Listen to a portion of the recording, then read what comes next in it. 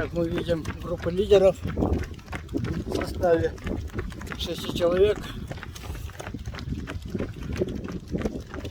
Василий Байсен, представитель Белийского улуса, ведет эту группу. Рядом бежит Василий Лукин, Кировчинский улус.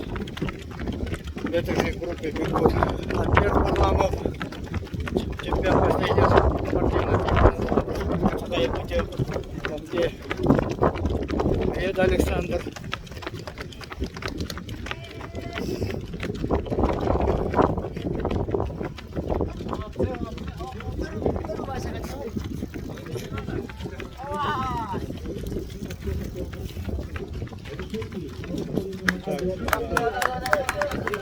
Максимум предстоит еще бежать где-то порядка Юкин, Маеда, Варламов, Макаров и Спиридонов. Вот это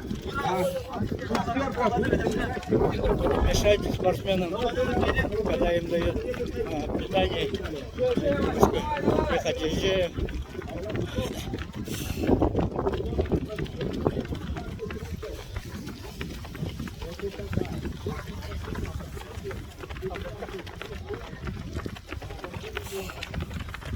Самое интересное еще впереди.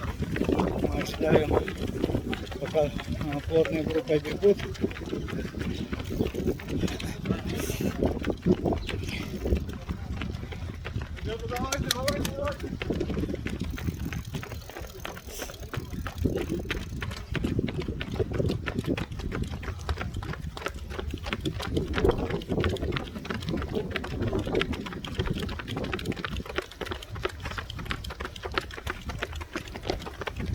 В этой группе бегут два призера предыдущих игр. Это Василий Васин, представитель Белийского улуса. В Волге он занял 3-е место. И Альберт Варламов, чемпион предыдущих спортивных игр, Татинский улус. К сожалению, здесь не присутствует Вячеслав Громов, многократный призер и чемпион крупных соревнований, спортивных игр народов Республики Саха-Якутия, спартакиады Манчары. В этом году он решил передохнуть. В прошлом году выиграл среди ветеранов на дистанции 5000 метров спартакиады Манчары, которые проходили в университете.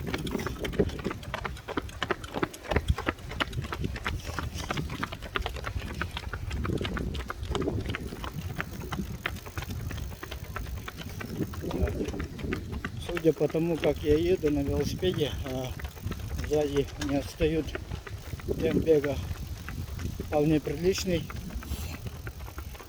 Я не знаю, с каким результатом они бежали промежуточные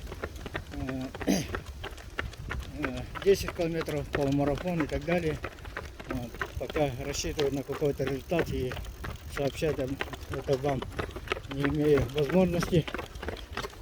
Но лидирующая группа бежит в хорошем темпе.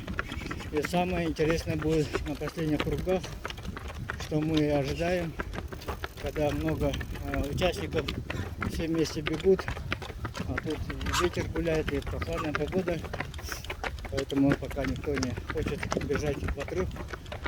Но на последних километрах все это решится, и мы увидим очень интересную борьбу, когда 6 человек вместе бегут. Всегда будет интересно.